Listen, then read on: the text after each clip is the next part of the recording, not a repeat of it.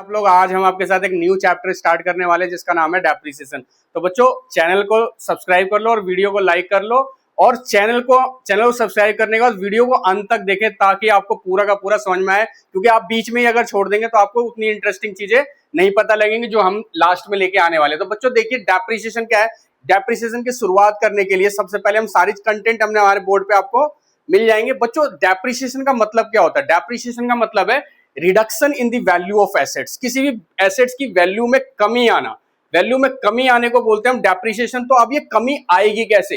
Reduction in the value of assets due to use करने से, due to use, accident and obsolescence. तो बच्चों अगर आप किसी एसेट्स को यूज करते हो या समय बीतता है या ऑब्सोलेंस होता है तो उसके कारण आपकी वैल्यू, जो एसेट्स की वैल्यू है उसमें कमी आ जाती है। तो अब वन बाय वन हम देखते हैं कि ये होता क्या है। तो सबसे पहले डेप्रिसिएशन की डेफिनेशन पे जाएंगे। तो डेफिनेशन सिंपल है, reduction in the value of assets.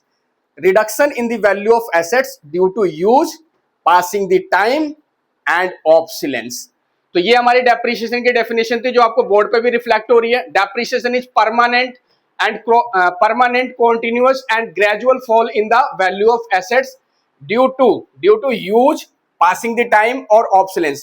Suppose करो आप कोई भी एसेट्स आप परचेज करके लाते हो, चाहे आप सपोज करो मोबाइल फोन ही आपने खरीदा, तो मोबाइल फोन खरीद के लाए, सपोज करो अपने आईफोन आपने 70,000 का आईफोन लेके आए घर में, आपने लाके रख दिया अलमारी के अंदर और आप उस आईफोन का यूज नहीं कर रहे, तो क्या बेटा 6 महीने बाद के आईफोन वो 70 का ही मिलेगा आपको?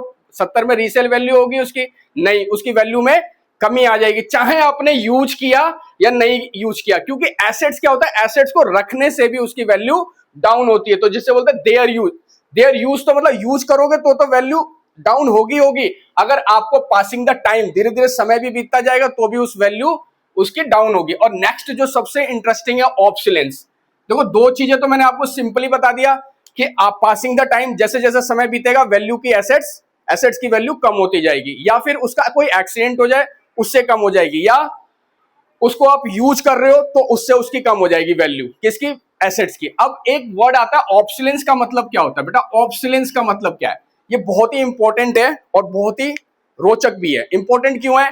क्योंकि ऑब्सोलेंस में कई बार क्या होता है 1 मार्क्स का वैसे भी लिखने के लिए आ जाता है कि ऑब्सोलेंस के ऊपर लिखिए या कोई 2 या 3 एग्जांपल हमें ऑब्सोलेंस के ऊपर बताइए। तो सबसे पहले बात करते हैं ऑब्सोलेंस का मतलब क्या होता है। जब भी कोई नई तकनीकी आएगी ना, नई तकनीकी का मतलब न्यू टेक्नोलॉजी, जब भी मार्केट में न्यू टेक्नोलॉजी आएगी तो हमेशा क्या करेगी, वो पुरानी टेक्नोलॉजी वाली चीज है उसको रिप्लेस कर देगी या उसकी वैल्यू को डाउन कर देगी। जैसे हम आपको अतीत में लेके चलते हैं, अतीत का मतलब कुछ साल पहले आपके पापा के टाइम पे हो सकता है ऐसा, या आज अभी आप 11th में तो शायद आपके पापा के टाइम पे ऐसा होता होगा। जैसे कि हम बात करें कि पहले क्या चलता था, टेप रिकॉर्डर, आपने नाम भी नहीं सुना होगा, कैसेट वगैरह चलती थी, सीडी डीवीडी।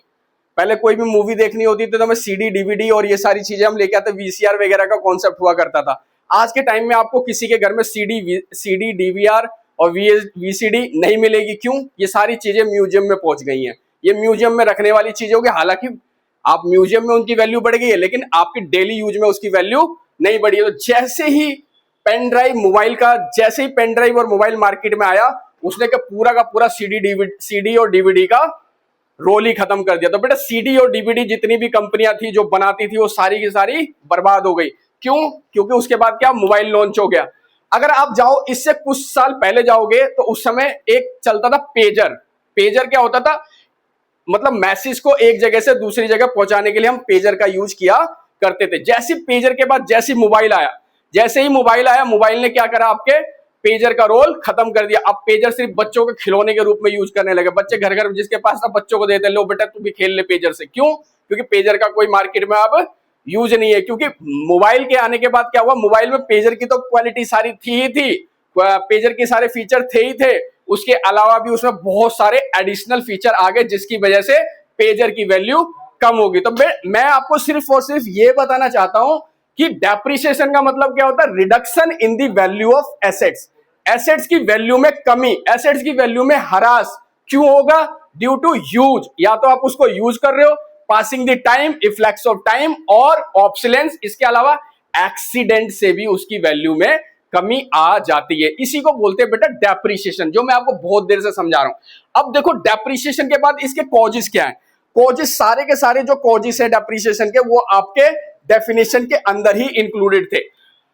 अब आइए आपको बताते हैं कॉजेस क्या क्या कारण है डेप्रिसिएशन के, क्या क्या कारण है, क्यों क्यों किन किन कारणों से डेप्रिसिएशन होता है। तो सबसे पहला मेरा वियर एंड टीयर। बेटा wear and tear cause by regular use. जब भी आप किसी एसेट्स को रेगुलरली यूज करोगे, आप जैसे जैसे किसी एसेट्स को लाए, आप जैसे मोबाइल फोन ही लाए बेटा, जैसे जैसे उसको रेगुलर यूज करोगे तो उसमें कभी आपने मोबाइल फोन लिया, कभी बच्चे ने गिरा दिया, कभी आपसे गिर गया, कभी उसकी स्क्रीन टूट गई, कभी कैमरा खराब हो गया, कभी उसका जैक खराब हो गया, तो ये क्या हुआ, जैसे जैसे यूज करोगे वियर एंड टीयर होगा और उसकी वैल्यू कम हो जाएगी। तो सबसे पहले था wear and tear. Wear and tear का मतलब क्या था, कॉज बाय रेगुलर यूज। जैसे जैसे आप रेगुलर यूज करोगे एसेट्स का, उसकी वैल्यू कम होती जाएगी। क्यों? क्योंकि जब आप किसी चीज को रेगुलरली यूज करने लगोगे तो उसमें टूट फूट होने की पूरी संभावना है, और जैसे उसमें टूट फूट डेंट पेंट होगा, उसकी वैल्यू की एसेट्स की वैल्यू कम हो जाएगी। बेटा उसके बाद मैंने बताया आपको पासिंग द टाइम, समय के बीतने से। समय के बीतने से क्या होगा, इवन इफ अनयूज्ड, मैंने क्या बोला, चाहे वो एसेट्स यूज नहीं हुई, चाहे वो एसेट्स यूज नहीं हुई, लेकिन तब भी उसकी वैल्यू डाउन हो जाएगी। ये आप अच्छे तरीके से जानते हैं। आप कोई भी चीज लेके आओ खरीद के, आप कोई भी मार्केट से कोई भी चीज खरीद के लाओ, चाहे आप उसको यूज करो या ना यूज करो, आप उसको रात में लेके आओगे, अगले दिन भी बेचने जाओगे ना बेटा, तो उसकी वैल्यू डाउन हो जाएगी। ये भी आपका क्या है, डेप्रिसिएशन का एक ये भी कारण है एसेट्स का। उसके बाद ऑब्सोलेंस में तो मैंने आपको बहुत सारा ज्ञान दे दिया। ऑब्सोलेंस का मतलब क्या होता है, ड्यू टू न्यू टेक्नोलॉजी। बेटा यहाँ पे क्या है वर्ड, न्यू टेक्नोलॉजी। जैसे ही मार्केट के अंदर कोई न्यू टेक्नोलॉजी आएगी और इन्वेंशन होगा, कोई न्यू टेक्नोलॉजी आए या कोई नया आविष्कार हो, इन्वेंशन हो, तो हमेशा क्या होगा, जो उसकी जगह पुरानी चीजें थी, जो पुरानी टेक्नोलॉजी वाली चीजें थी, उसकी वैल्यू डाउन हो जाएगी। जैसे हम बात करें मोबाइल फोन की भी, तो मोबाइल फोन में 2G 4G 5G चल रहा है, तो ऐसा नहीं है कि 4G वो काम नहीं कर रहा, 4G के मोबाइल से कोई काम नहीं हो रहा, 4G भी काम कर रहा है, बट लेकिन जो 5G में जो फीचर्स है कुछ एडिशनल आ गए हैं, वो 4G के मोबाइल में नहीं होंगे। तो बेटा 5G के कंपेयर, जैसे ही 5G आया, 4G के फोन की वैल्यू क्या हो गई, कम। क्यों? Due to obsolescence.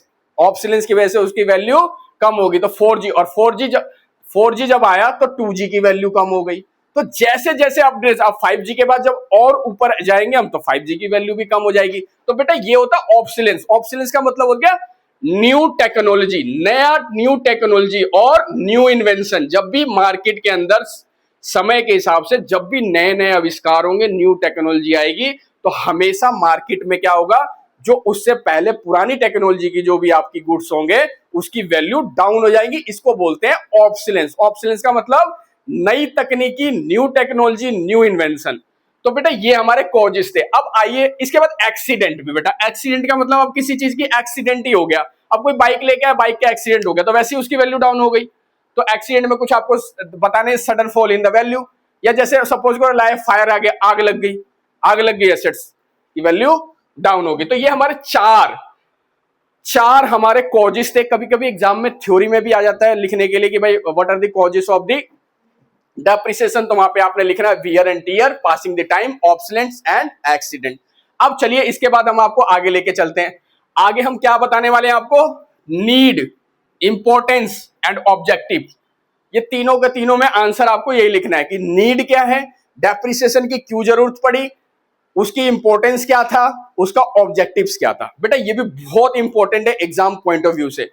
और देखिए चैनल को सब्सक्राइब कर लीजिए और वीडियो को लाइक कर लीजिए, और चैनल के साथ बिल्कुल अंत तक बने रहिए। सबसे पहले हम आपको बहुत ही इंपॉर्टेंट टॉपिक जो है नीड और इंपॉर्टेंस ऑफ डेप्रिसिएशन और ऑब्जेक्टिव आपको बताने वाले हैं। बहुत इंपॉर्टेंट है पॉइंट ऑफ व्यू से। क्यों एग्जाम पॉइंट ऑफ व्यू से क्यों इंपॉर्टेंट है, क्योंकि इस पर थ्योरी का हमेशा ही क्वेश्चन आता है, और साथ ही साथ बच्चों जब आप प्रैक्टिकल क्वेश्चन हम आपको कराएंगे ना, तो वहां पे भी जब तक आपको डेप्रिसिएशन की क्लियरिटी नहीं होगी ना, आपको मजा नहीं आएगा करने के लिए। तो आइए अब हम आपको बताते हैं नीड क्या है, क्यों आया, डेप्रिसिएशन की जरूरत क्यों पड़ी। बेटा देखो सबसे पहला इंपॉर्टेंस, ऑब्जेक्टिव और नीड है असर्टेन। क्या असर्टेन, ट्रू प्रॉफिट और लॉस। जब आपको कभी भी ट्रू प्रॉफिट और लॉस की बात होगी, ट्रू प्रॉफिट और लॉस का मतलब जो प्रॉफिट एंड लॉस आपको दिख रहा है वो सत्य हो, 100% सही हो, तो वो तो तभी होगा जब आपने उस एसेट्स पे डेप्रिसिएशन चार्ज किया है।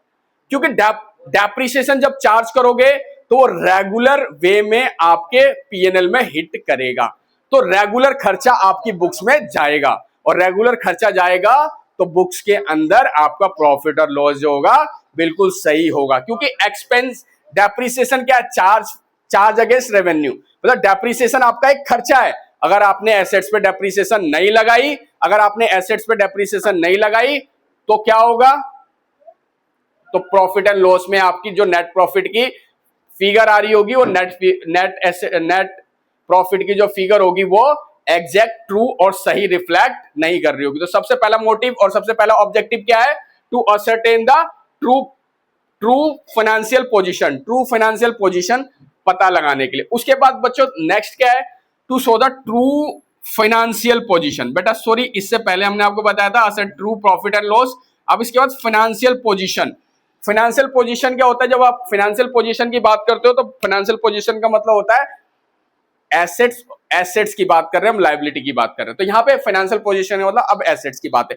जैसे मैंने आपको बताया डेप्रिसिएशन खर्चा है और वो पीएनएल में जाएगा, तो जब तक डेप्रिसिएशन कैलकुलेट नहीं करोगे तो आपका जो नेट प्रॉफिट और लॉस जो भी डिटरमाइन हो रहा होगा उसकी पिक्चर क्लियर नहीं होगी, वो सही नहीं है। मतलब नेट प्रॉफिट और लॉस का जो डिटर्मिनेशन है विदाउट डेप्रिसिएशन करेक्ट नहीं होगा। इसीलिए मैंने बोला था to ascertain the true profit और लॉस। ट्रू प्रॉफिट और लॉस निकालने के लिए डेप्रिसिएशन का लगाना जरूरी है।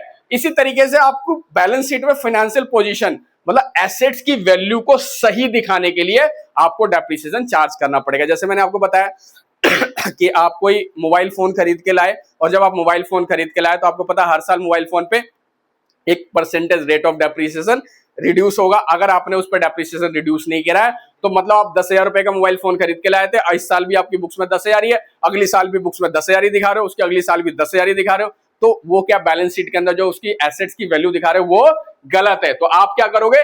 जब डेप्रिसिएशन चार्ज करोगे तो उसकी फाइनेंशियल पोजीशन जो एसेट्स की जो करेक्ट वैल्यू है, एसेट्स की जो एग्जैक्ट वैल्यू है, जो एसेट्स की वो वैल्यू जो होनी चाहिए वो बैलेंस शीट में तभी आएगी when you are charging the depreciation on the assets.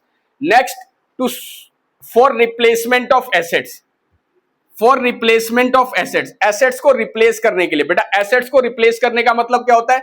जैसे अगर हम डेप्रिसिएशन किसी एसेट्स पे चार्ज कर रहे हैं तो हमें पता चल जाता है कि डेप्रिसिएशन चार्ज करते करते करते भैया अब इस एसेट्स की वैल्यू 2 साल बची है। जैसे हम कार की वैल्यू बोले कि कार पे हम डेप्रिसिएशन हर साल कंटिन्यूअसली लगाते जा रहे हैं, तो एक टाइम के बाद हमें पता चल जाता है कि अब ये कार की वैल्यू भैया बुक्स के अंदर अब ये 2 साल के बाद ये कार खत्म है, 2 साल के बाद ये मशीनरी खत्म है, 2 साल के बाद ये लैपटॉप खत्म है, 2 साल के बाद ये कंप्यूटर खत्म है, 2 साल के बाद ये पर्टिकुलर एसेट खत्म है। तो आपको पता चल गया पहले ही, तो आप क्या कर सकते हो? उसके बेसिस पे रिप्लेस करके न्यू एसेट्स ला सकते हो। तो अगर आप डेप्रिसिएशन नहीं लगा रहे होगे, when you are not charging any depreciation in your books, तो आपको एसेट्स की एग्जैक्ट वैल्यू, एग्जैक्ट पिक्चर दिखेगी नहीं, तो आपको ये पता ही नहीं चलेगा कि कब उस एसेट्स को रिप्लेस करना है और कब उस एसेट्स को नहीं रिप्लेस करना। तो रिप्लेसमेंट करने के लिए, एसेट्स को रिप्लेस करने के लिए आपको डेप्रिसिएशन लगाने की बहुत ज्यादा जरूरत है। उसके बाद to equal distribution of expenses. बेटा इक्वल डिस्ट्रीब्यूशन ऑफ एक्सपेंसेस का मतलब क्या हुआ कि जब आप डेप्रिसिएशन लगाओगे तो जितना खर्चा जिस साल जाना चाहिए उतना खर्चा उस साल जाएगा। अदरवाइज जब डेप्रिसिएशन नहीं लगाओगे तो फिर डेप्रिसिएशन जा नहीं रहा होगा, फिर आप एक ही बार में एक ही साल में ले आके उसको खर्चे में डाल दोगे, तो उससे क्या होगा? गलत पिक्चर आएगी। तो for equal distribution of expenses का इक्वल डिस्ट्रीब्यूशन और सही मतलब बराबर तरीके से डेप्रिसिएशन को पीएनएल में भेजना। फॉर टैक्स कैलकुलेशन, बेटा जब आप टैक्स कैलकुलेट करते हो ना तो टैक्स कैलकुलेशन में डेप्रिसिएशन का बड़ा रोल है कि depreciation as per income tax depreciation क्या होगा, as per companies act depreciation क्या होगा। देखो अभी आपको मैं उतना ब्रॉडर लेवल पे आपको नहीं समझा रहा, पर आज आप इतना बस समझ लो अभी 11th के हिसाब से कि टैक्स कैलकुलेशन करने के लिए जो गवर्नमेंट को इनकम टैक्स भरना है कंपनीज को, तो उसका टैक्स कैलकुलेशन करने में डेप्रिसिएशन का बड़ा रोल है।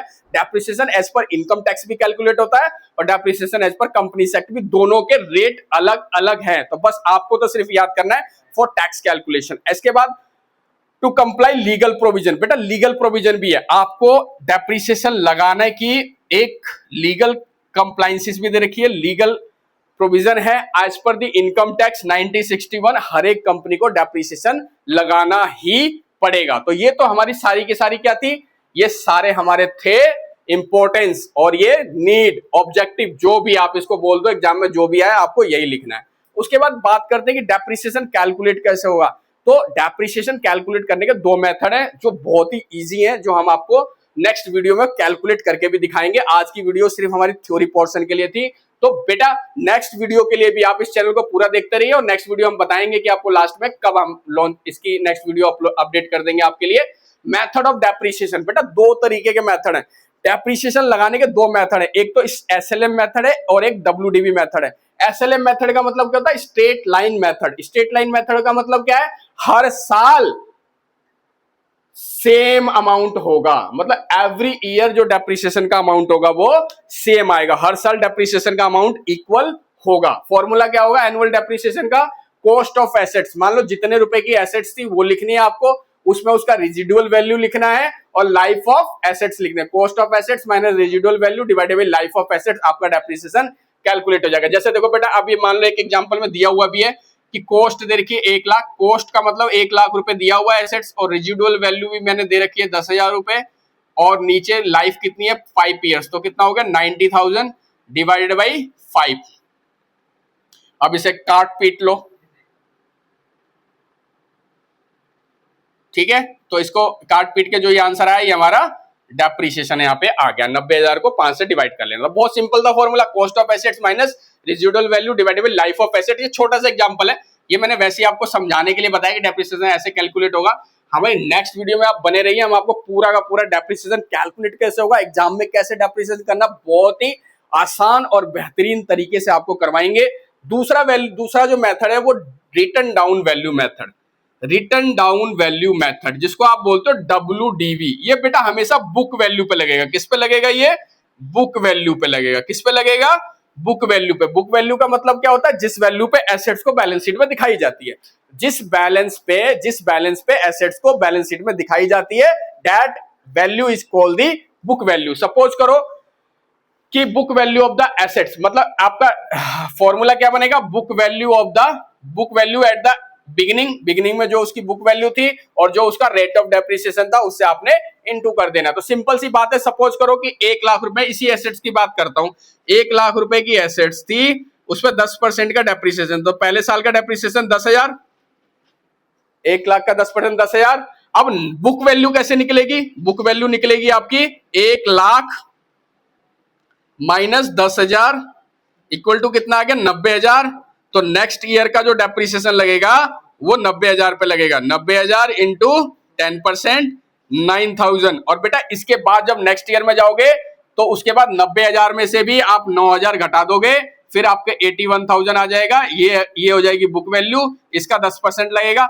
मतलब आपको क्या करना है, जो आपकी एसेट्स की वैल्यू होगी उसमें डेप्रिसिएशन माइनस होगा, वो बुक वैल्यू कैलकुलेट होगी, डेप्रिसिएशन उस पर लगेगा। लेकिन अगर जब आप स्ट्रेट लाइन मेथड की बात करते हो तो एवरी ईयर डेप्रिसिएशन सेम रहेगा। 1 लाख माइनस 10%, 5,000, 90,000 डिवाइडेड बाई 5 जो डेप्रिसिएशन आया, यही डेप्रिसिएशन हर साल लगेगा।